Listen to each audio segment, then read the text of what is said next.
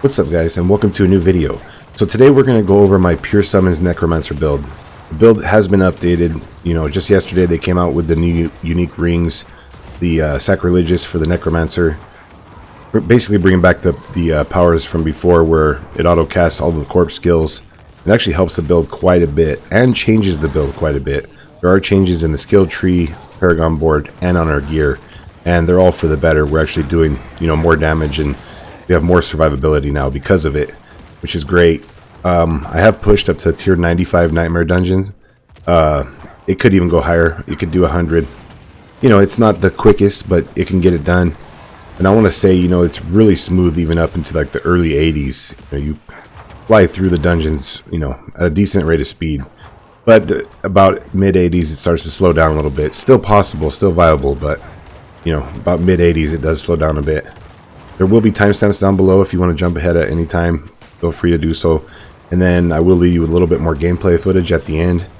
If you guys end up enjoying the video, don't forget to like and sub. It does help out quite a bit, and I'd really appreciate it. Let's jump right into it.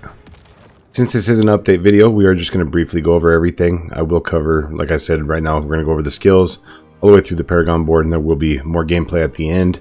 We're going to start off right here. The first skill that we use is Decrepify. Obviously, we're cursing enemies, making it to where they deal less damage and they're slowed by a substantial amount. And then, because of our Paragon Board and because of our skill tree, we deal more damage to cursed enemies as well. Next up, we have Blight right here. Now, the reason that we're using Blight, you can actually see that it slows enemies by 25%. You and your minions also deal 15% multiplicative increased damage to enemies within Blight, which is nice because it makes a pool that ticks for 6 seconds.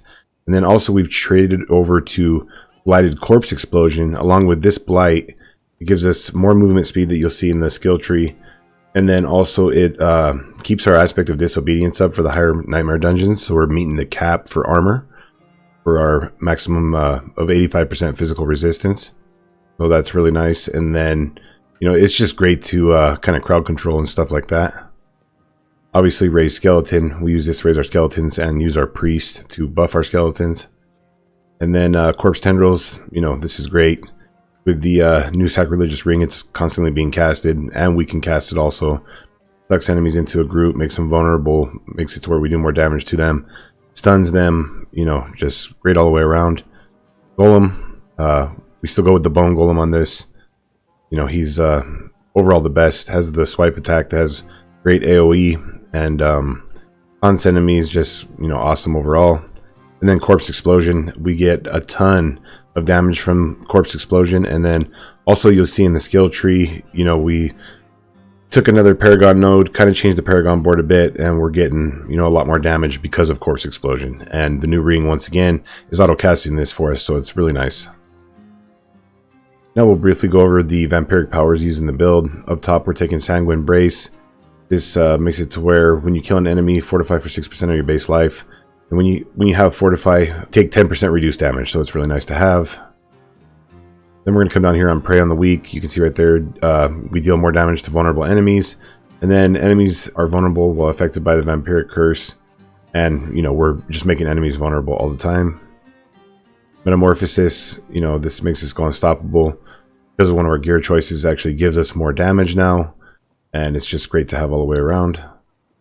Coven's Fang, you can see right there your Conjuration, Companion, Minion, and Bat Familiar attacks deal 52%. That's multiplicative, increased damage to crowd control enemies.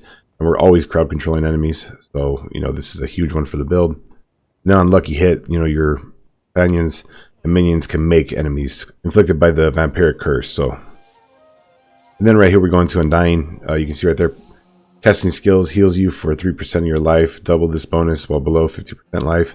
This is just awesome, and this even coincides with the new ring, to where when it's casting Corpse Explosion and resummoning and doing all that good stuff, it's constantly, popping our life up. So, just awesome to have this for survivability.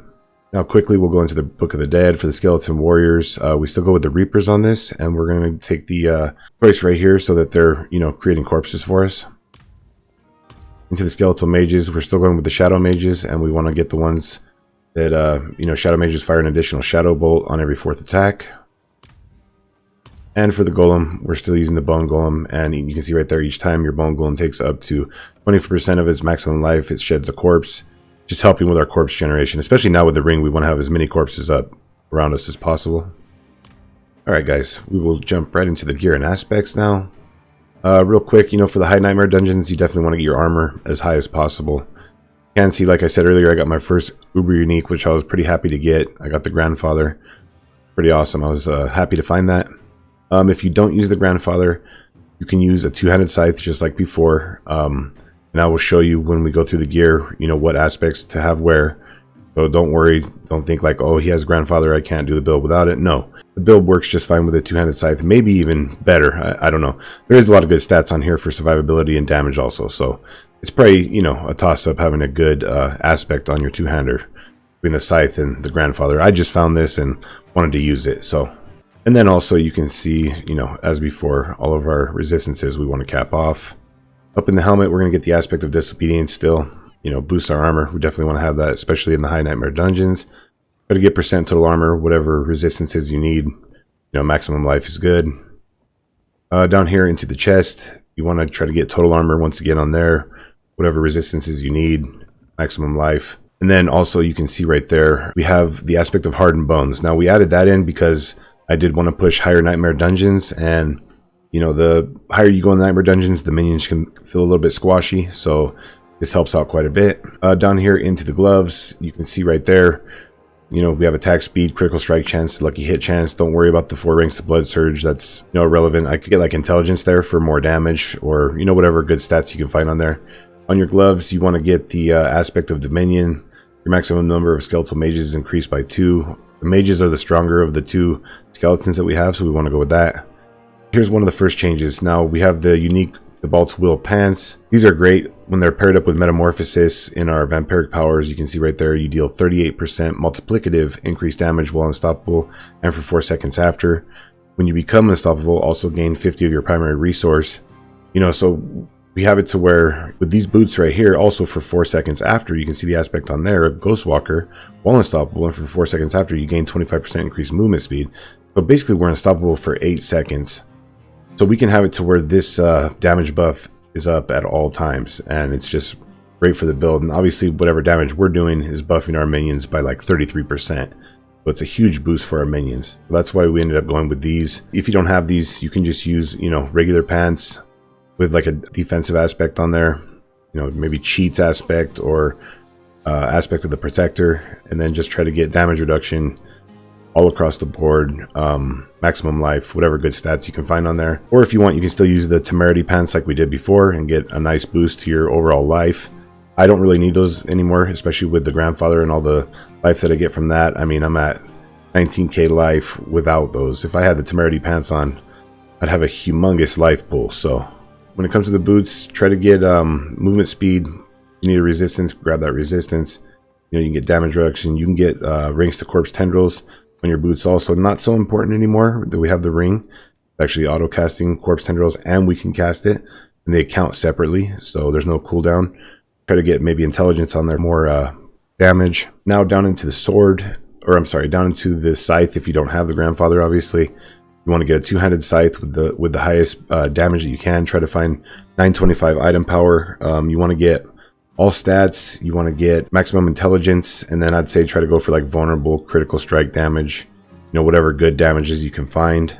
Now, you know, say you are going with the two-handed scythe, the aspect that you're going to want to put here is actually what I have right up here on my necklace. You're going to want to put the blighted aspect. You can see right there, you deal 180% multiplicative increased damage for 6 seconds after the Shadow Blight key passive damages enemies 10 times. In just a second, we'll go into how that works, but this is huge, and if you put it on the two-hander, I mean, I think it's like 240% multiplicative that you get overall. I mean, just major damage boost. So you'd want to put that on your two-hander. Then you want to get the aspect of reanimation up here on your amulet. You can see right there, your minions gain increased damage while alive up to 60% multiplicative after 10 seconds, and you know, our minions pretty much are alive 24/7. And because of the ring now, they're constantly being healed, and we're constantly healing them, so it's a huge damage boost. So you want to put that up here on your amulet, put this down here on your sword. Now into the amulet, if you have the setup like I had talked about, you're going to want to go with the blighted aspect. Tons of damage. That's one of the major changes we made to the build as well. On your amulet, try to get total percent armor. Total percent armor is just awesome. You want to have as much armor as possible, especially when pushing the higher dungeons, or you're just going to get one shot all across the board. You know, you can get damage reduction. Try to get 3 ranks to amplify damage. Try to get minion attack speed. I don't have that on here. There's actually a lot of good things that you can get on your amulet. Down here into our first ring, you can see right there I have base crit chance. Now, with this build, I do want to try to get as much base crit as possible. That's why we got it on our gloves. We got it on our one ring over here. You know, critical strike damage. I went for as much crit damage as possible because you can see right here with the grandfather, the bonus that it gives increases your critical strike damage by 100% multiplicative, and that's just awesome. So we're like just boosting our crit damage quite a bit with this. So we wanted to get it at any spots that we can. Also on here, you see that I have the aspect of Frenzied Dead. Each time one of your summoning minions damage an enemy, gain 14% attack speed for 3 seconds, up to 42%, and that's, you know, huge for the build. They can stack that up pretty quickly. All right, here's the main reason we even made the video, going into the sacrilegious ring. You know, just good stats all the way across the board for the build. Then you can see right there the main reason. Obviously, we want this. You automatically activate the following equipped skills on corpses around you: Raised Skeleton, Corpse Explosion, and Corpse Tendrils. Just awesome. I could get some lower rolls. Hopefully, I will find some lower rolls in the near future. This is just the first one that I found. I actually found this one farming the Blood Harvest. I didn't even actually get it off of Varshan. I was farming Blood Harvest, trying to get the Malignant Hearts to run Varshan, and ended up finding this, so that was kind of cool. But in the near future, I will get one with lower rolls. And then, as before, we want to also get you know, rubies in our gear for life. Get the skulls into your sword or scythe for life on kill, and then cap your resistances over here. And if they're already capped, then get skulls for more armor. The skills have changed just a little bit. We're going to briefly go over those. Up top for our basic skill, really you could put these points anywhere because we're not actually even using this anymore. We have no space for it, but we have to take it anyways. I just went into Reap, back to Enhanced Reap. Down here, we're going to go 1 into Blight, 1 into Enhanced, and then back into Supernatural. Obviously, Supernatural gives us 15% multiplicative increased damage to enemies within Blight, and that goes for our minions too, so it's a nice boost to our damage. And the reason that we actually use this is for those damage ticks, you know, it triggers our Shadow Blight key passive, and also triggers our Disobedience, and gives us more movement speed that you'll see in just a second. So we want to use that to trigger the aspect Blighted that we use on our gear. 3 into Huge Flesh, we want to, you know, create corpses. And we want as many corpses with the new ring as possible. We're going to come down here, 1 into Corpse Explosion, and then take that back to Blighted Corpse Explosion. You know, things just going off all over the screen with the new ring, boosting our damage and boosting our armor because of our aspect, and then also setting off the Shadow Blight key passive, so we get a huge boost to our damage. 1 down to Grim Harvest, and then into Fueled by Death. We're constantly, you know, corpse exploding, so there's 9% multiplicative increased damage. And then 3 in the Skeleton Warrior for, you know, life and damage. Down here, we're going to come over to get Death's Embrace, close damage reduction, and more damage. 3 in Amplify damage. Then we have 3 from our Amulet, you know, boosting our damage a lot to enemies that are cursed. We're always cursing enemies, and they're cursed by the vampiric curse at all times. Actually 2 into Decrepify. We end up having 2 points left over. Bring it back to Enhanced Decrepify, and then over into Aberrant. You can see right there, you know, basically this enemies hit while afflicted by Decrepify have up to a 15% chance to reduce your active cooldowns by 1 second. And now that we're using Blighted Corpse Explosion, I mean, our cooldowns are just constantly getting reset, so it's nice to have that. 3 into Skeletal Mage Mastery for life and damage on the mages. Come over here, we're going to max out Corpse Tendrils to bring the cooldown as far down as possible. We're going to run that back into Enhanced and into Plagued. You know, makes enemies vulnerable. Stuns enemies, slows them down, you know, crowd controls them, especially in the high nightmare dungeons. This, you know, helps bring all the enemies in packs, slow them down a lot, and basically make it to where they're not even touching you. We're going to run 3 into Reaper's Pursuit because of our Blighted Corpse Explosion and Blight, you know, up at all times, giving us more movement speed. 3 into Necrotic Carapace for Fortify generation. Into our ultimate skill. We don't use an ultimate skill anymore. Before we were using Army of the Dead, we no longer do. We're going to go 3 into Golem Mastery for life and damage on our Golem. 3 into Inspiring Leader. Hellbent Commander 3. Just 1 into Bonded in Essence. Back here into Death's Defense. We want to get 3 into there also. Increased armor and resist all for our minions. And then, you know, one of the major changes, like I had said, is we come down to the key passives. Before we were taking Kalan's Edict. Now we are taking Shadow Blight key passive, so that our blighted aspect is, you know, basically up at all times, and it's giving us a huge damage boost. Alright guys, now we're going to go ahead and jump briefly into the Paragon board. There have been changes here, so you definitely want to check this out. There will be a link down below if you want to look at it that way. We're going to come up right here. We're going to grab Prime for 20% damage and maximum life. Now up here in our starter board, before we had Warrior. We don't want to go with Warrior anymore. We're actually taking Scourge. Now, you know, don't be mistaken. We're not taking this for the shadow damage over time. We're not worried about that. We're basically getting it for the 10% multiplier right there. The additional bonus. You and your minions deal 10% increased damage to enemies affected by shadow damage over time. You know, Warrior buffed our skeletons and made it to where they did a little more damage, but overall, our skeleton warriors do the least amount of damage of all of our summons, so this kind of buffs all of our summons. Right here, we're going to grab Preservation for Armor and Intelligence, Knowledge, Damage, Intelligence, and you know, remember guys, that raw damage brings our damage up, which also boosts our minions' damage, so really important. Up here, we're going to come to Infuse Warrior. And we're here to Cult Leader, you know, nice damage boost. Down here into Armor Clad, you know, minion armor and the maximum life. Right here we want to get Puppeteer, minion damage for all of them, and attack speed, get all of this around here. Over here into Infused Caster, you know, mage damage and resistance to all. Want to get all these. Right here we still have Dead Razor, you know, it's boosting our nodes around. Come up here, get Overlord for minion damage and intelligence. We're obviously going to get damage reduction over here for our minions. Get this around here. The next board that we're going to come into is Hulking Monstrosity. Boosts our Golem quite a bit. Over here, get Flesh Horror. Over this way, Infuse Golem. Right here, Miscreation. Up here, we're going to put the Mage Glyph in. You know, boosts damage to our mages. And also for the additional bonus you see right there, it gives us 35% increased resistance to all for all of our minions. We're going to come around here to Frenzied Golem. Golems deal 50% increased damage and gives them huge attack speed. Over here to Burrowed Strength, you know, just more good stats for the Golem and for us, actually. The next board that we're going to come into, guys, is going to be the Scent of Death board. You know, really good damage or damage reduction depending on the corpses nearby.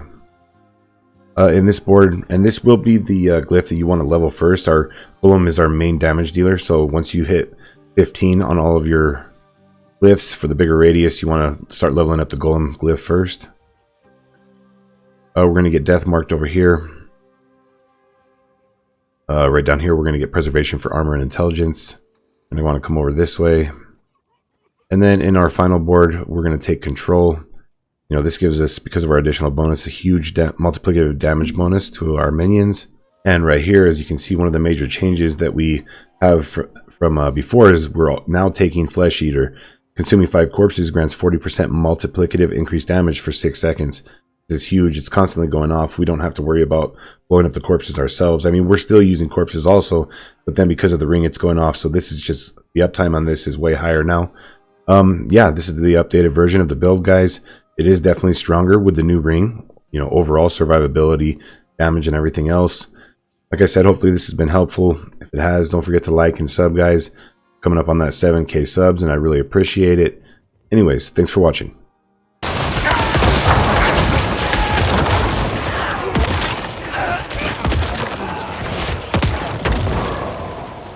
I'm not ready yet.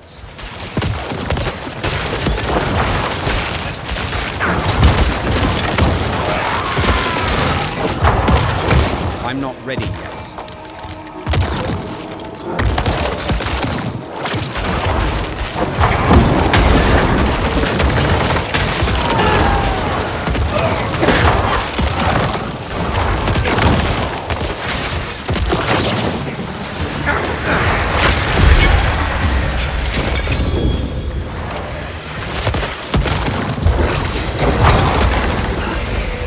I need more time.